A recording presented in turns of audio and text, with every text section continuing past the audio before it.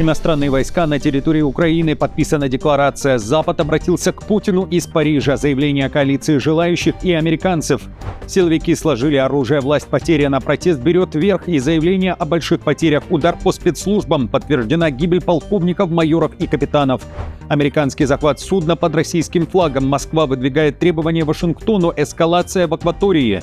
Создание военных хабов по всей Украине и инфраструктуры для оружия. Великобритания и Франция озвучивают планы. США готовят сделку с BlackRock. Как собираются вернуть украинцев на родину? Удар по казахстанцам, поддерживающим ВСУ. Выдворение российского оппозиционера из ЕС за поддержку денацификации. Жуткие кривляния Трампа, а еще вердикт ученых. Женщинам лучше не пускать мужчин в кровать. Почему? Об этом и не только. Досмотрите. Друзья, всем привет! Это «Время Прядко». Коротко, четко и по делу о том, о чем говорят в мире. Поддержите прямо сейчас лайком, комментарием и репостом, а я начинаю. Граница закрыта. Скандал в автобусе, за которым следили тысячи украинцев. Итальянца, который ехал со своей супругой, украинкой, в Украину и в транспорте признался другой пассажирке, что поддерживает Путина и не любит Зеленского, не пустили в страну. О взглядах гражданина Италии по имени Рокко успела рассказать в соцсетях та самая девушка-украинка, с которой и заговорил мужчина. Ее пост залетел в рекомендации, его увидели тысячи людей, дошло и до пограничников, которые в итоге ждали прибытия автобуса с итальянцем на украинскую границу. Дальше разговор, проверка соцсетей и запрет на въезд. Сейчас детальная проверка завершена. Результат – отказ иностранцу в пересечении границы и запрет въезда в Украину на 3 года. Фактически он имеет пророссийские взгляды, оправдывает вооруженную агрессию РФ против Украины. Из-за нарушения норм украинского законодательства он и получил соответствующее решение на границе. Из Литвы могут выдворить российского оппозиционера, который радовался гибели лидера русского добровольческого корпуса, воюющего на стороне ВСУ Дениса Капустина. Официальный повод – унижение офицеров Украины, защищающихся от России.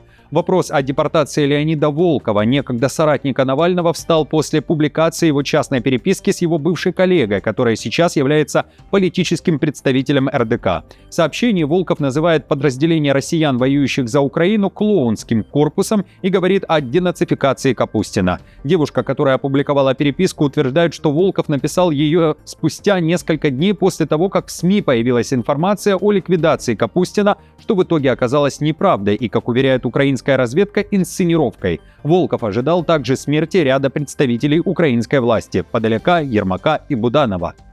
Надеюсь, что вслед за Капустиным последуют его дружки. Сядет Ермак, сядет Подоляк, сядет Буданов и все прочее пропагандистское лицемерное варьё. И тогда у Украины появятся шансы победить. А пока она делает ставку на Капустиных, ей ничего не светит. Вот так и напиши в своем на канале с инсайдами. Когда Капустин оказался жив-здоров, Волков сказал, что сожалеет о тоне своего сообщения, которое было приватным. Командир РДК, комментируя ситуацию, написал в сети, что Волков является агентом влияния кремлевских спецслужб. Это была цитата. Столица во тьме. Берлин пятый день без света и тепла. Ситуация крайне тяжелая. До сих пор без электричества около 25,5 тысяч домохозяйств и 1200 предприятий. Ремонтные работы на ТЭЦ, где был совершен поджог, продолжаются. По оценке правящего бургомистра Берлина Кая Вегнера, в целом отключение света затронули примерно 100 тысяч жителей города. Напомню, ответственность за диверсию взяли на себя представители леворадикальной экстремистской группы «Вулкан». Ее представители заявили, что устроили поджог на ТЭЦ в знак протеста против жадности к энергии и растущего влияния технологических компаний. Власти Берлина считают произошедшее не просто диверсией, а левым терроризмом.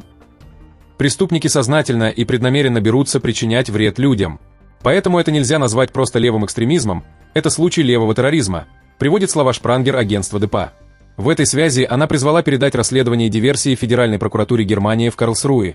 Сейчас тысячи семей в Берлине вынужденно ночуют у знакомых или приходят погреться и зарядить мобильные телефоны в аварийных пунктах города. Украинские беженцы, которые сейчас проживают в столице Германии, тоже поддержали немцев и организовали в городе пункт несокрушимости. Подобные существуют в Украине. Иностранные войска на территории Украины. Лондон, Париж и Киев сделали шаг, который меняет правила игры после войны. Стармер, Макрон и Зеленский в Париже подписали декларацию о готовности развернуть войска в Украине в случае мирного соглашения. Это декларация о намерениях. Речь идет о многонациональных силах, которые должны обеспечить гарантии безопасности, контроль воздушного и морского пространства и фактически создать основу для постоянного военного присутствия союзников Киева. Париж и Лондон говорят о возможности развернуть свои войска, а также обещают создать по всей Украине военные хабы и создать защищенную инфраструктуру для хранения оружия. США также займут свои позиции в послевоенном будущем Украины. Кроме всего, Запад обратился к Путину.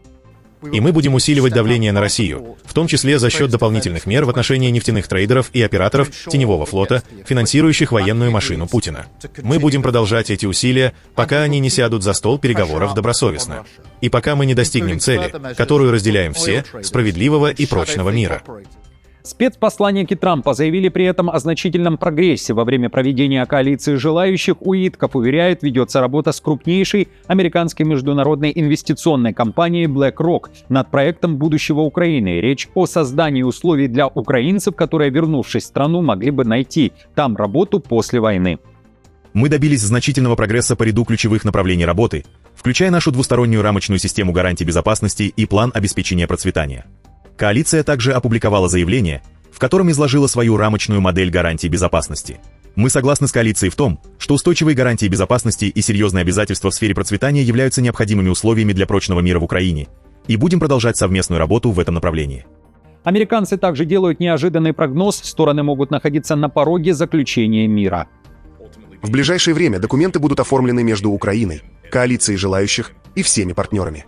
Это позволит Украине и президенту Владимиру Зеленскому перейти к заключению окончательной сделки с Россией в рамках 20-пунктного плана. Мы уже очень далеко продвинулись.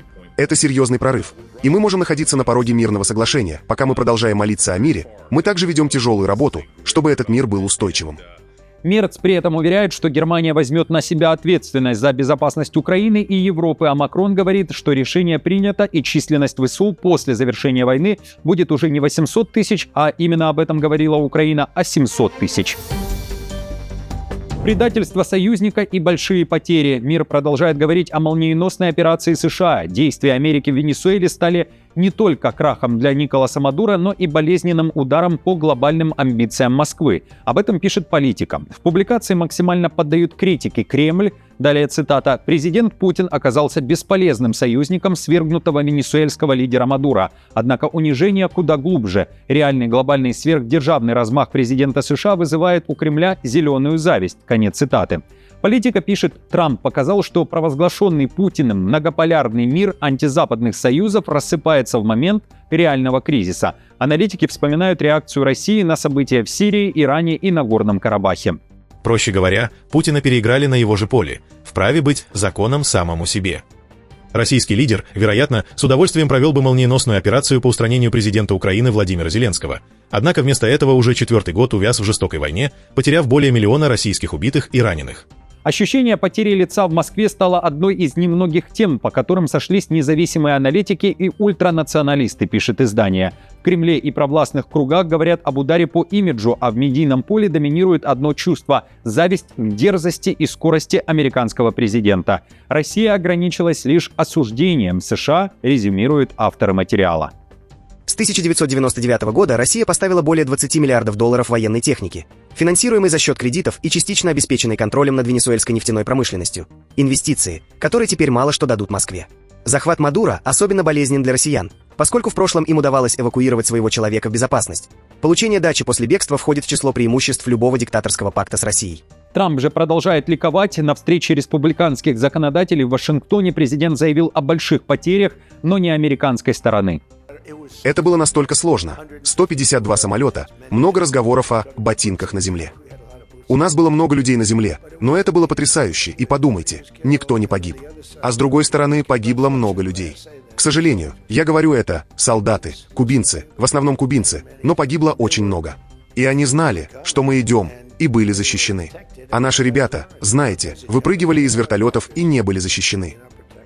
Столица Кубы Гавана официально признала тяжелые потери. Во время специальной миссии по запросу Венесуэлы погибли полковники, майоры и капитаны Министерства внутренних дел, а также офицеры и старшины революционных вооруженных сил Кубы. Всего 32 человека. Трамп же говорит еще и о других потерях, уверяет, что Америка может потерять его. Президента США хотят убрать, его снесут демократы, уверен Трамп, если будут проиграны выборы. Если мы не выиграем промежуточные выборы, они снова найдут повод для импичмента. Они делали это уже дважды и ни за что. Массовые аресты в столице Венесуэла не останавливается. Спецоперация по поиску предателей Мадуро в самом разгаре. На улицах уже идут тотальные проверки. За решетку брошены журналисты, пишет Financial Times. Вооруженные парамилитарные группы, известные как «Коллективос», вышли на улицы Каракаса в рамках объявленного в понедельник чрезвычайного положения, а профсоюзы СМИ сообщили об аресте 14 журналистов и работников медиа, 11 из них из иностранных изданий. Друзья, что вы думаете о реакции мира на действия США? И не только о европейских заявлениях, но и о союзниках Венесуэлы. Достаточно ли осуждения и обеспокоенности? Пишите свои ответы в комментариях. Прошу, как и прежде, не опускаться до оскорблений. Вижу, что есть здесь ястребы войны. Такие, по правилам YouTube, улетают в бан. И давно не говорил вам всем спасибо за поддержку. Спасибо, что просто пишете. И мне спасибо, и вам спасибо. Спасибо за лайки и репосты, а также приветствую всех, кто недавно подписался. Нас уже 705 тысяч, и у меня еще есть что рассказать. Американский захват судна под российским флагом. О предпосылках для возможного противостояния между Вашингтоном и Москвой пишет CNN. И причина этому — нефтяной танкер «Маринера», который сейчас находится в международных водах Северной Атлантики. Судно, которое Россия назвала своим, пытается скрыться от американской береговой охраны. Изначально танкер назывался «Белла-1». В 2024 году он попал в санкционный список США за деятельность в составе теневого флота, говорится в материале. Сначала танкер плыл в сторону Венесуэлы, однако в прошлом месяце поменял курс, чтобы не пересечься с береговой охраной США. В какой-то момент во время преследования экипаж танкера нарисовал на борту российский флаг и заявил, что судно идет под защитой России. При этом в официальном российском реестре судно переименовали на «Маринеру». Москва потребовала, чтобы Вашингтон прекратил преследовать танкер. В Белом доме погоню не комментируют, но по данным CBS News, Трамп настроен жестко. США намерены захватить «Маринеру», и в Штатах считают, что это танкер, который относится к Венесуэле, а не к России. Иран закипает. Протестующие заявляют о первом городе, вышедшем из-под контроля власти. Силовики сложили оружие. На фоне 10-дневных антиправительственных протестов в стране появились сообщения о беспрецедентном развитии событий. По данным правозащитников, с начала волнений погибли не менее 29 человек, задержаны более 1200. Протесты охватили 88 городов в 27 провинциях. Особое внимание приковано к Абданнану, провинции Илам. Согласно распространяющимся в сети видео и сообщениям СМИ, протестующие вошли в здание полиции и взяли под контроль административные объекты, а местные силовики отказались применять силу, сложили оружие и встали на сторону жителей. В других регионах ситуация остается также жесткой. Протесты вспыхнули, напомню, в конце декабря на фоне рекордного обвала иранского реала, курс которого превысил 1,5 миллиона реалов за $1. По сообщениям, 6 января 2026 года силы безопасности начали отступать из города Абданан в провинции Илам, Иран, после того, как протестующие вошли в местный полицейский участок и взяли под контроль здание городской администрации. Сообщается, что дороги в городе были перекрыты на фоне продолжающихся демонстраций. Казахстанцев, которые в интернете поддержали удары ВСУ по Каспийскому трубопроводному консорциуму, могут отправить на скамью подсудимых. Отмечу, речь о международной нефтетранспортной компании с долей России, Казахстана, а также иностранных добывающих предприятий. Как пишут СМИ, Генпрокуратура Казахстана начала досудебное расследование по статье о разжигании розни. Инициатором разбирательства стал депутат Мажилиса парламента Казахстана Айдос Сарым. Ранее он заявил, что в соцсетях появляются публикации граждан, открыто одобряющих и поддерживающих атаки на эту критическую, важную для Казахстана инфраструктуру. Подобные действия явно выходят за рамки конституционного права на свободу слова и наносят прямой ущерб национальным интересам Казахстана, сказал Айдос Сарым. В ответе на запрос депутата генпрокурор Берик Асылов указывает, что уголовное дело возбуждено по факту негативного высказывания граждан относительно повреждения Каспийского трубопроводного консорциума. Принимаются меры по установлению данных лиц и сбору доказательств их виновности. Напомню, перед Новым годом в результате удара морских дронов было выведено из строя причальное устройство морского терминала Каспийского трубопроводного консорциума в Новороссийске. Это осложнило погрузку нефти. кривлялся, издавал странные звуки и танцевал. Выступая с полуторачасовой речью перед членами республиканской партии, президент США разоткровенничался. Он рассказал, что первая леди Мелания Трамп ужасно не любит две вещи в его исполнении. Первое – это танцы Трампа на различных мероприятиях, а второе – как супруг гримасничает, изображая трансгендерных тяжелоатлетов. При этом Трамп тут же изобразил спортсменов, которые сделали операции по смене пола, и напомнил публике про боксера, который стал женщиной и продолжил спортивную карьеру уже в женских соревнованиях. А девушка была чемпионкой по боксу из Италии. Помните? Она вышла. Первый раунд. Он ударил ее. Бум. Левым. Левым. Для тех, кто знает. Но левый — это защита. Лиза знает это лучше всех. Он. Бум. Она такая. Боже. И ушла в угол. Помните? Она не упала, но все остальное было. Но она сказала: «Меня никогда так не били. Я не хочу снова выходить.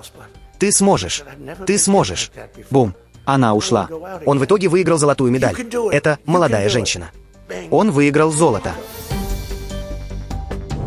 Женщины крепче спят в одиночку, а мужчины, наоборот, лучше высыпаются, когда под боком есть любимая. К такому выводу пришли ученые из Венского университета, научный труд которых опубликован в журнале «Сон и биологические ритмы». В эксперименте участвовали 10 здоровых гетеросексуальных пар с устойчивыми отношениями, говорится в статье. Эти пары либо спят вместе, либо в разных кроватях. Участников попросили провести не менее 10 ночей в одиночку и столько же ночей спать вместе в одной постели. Исследователи следили за качеством сна мужчин и женщин с помощью специального прибора, похожего на часы, при этом парочки вели дневник сна. В результате выяснилось, если женщина спит вместе с любимым человеком, ее сон прерывистый и некачественный. Но, отмечают ученые, сексуальный контакт смягчал недосып. У мужчин все с точностью да наоборот. В одиночку они спят хуже, чем в постели со второй половинкой. Друзья, а как у вас? Согласны ли с выводами ученых? Пишите ответы также в комментариях. Ну а я говорю вам всем спасибо за просмотр, хорошего дня. Не забудьте поддержать мою работу лайком, комментарием и подпиской. До встречи уже завтра.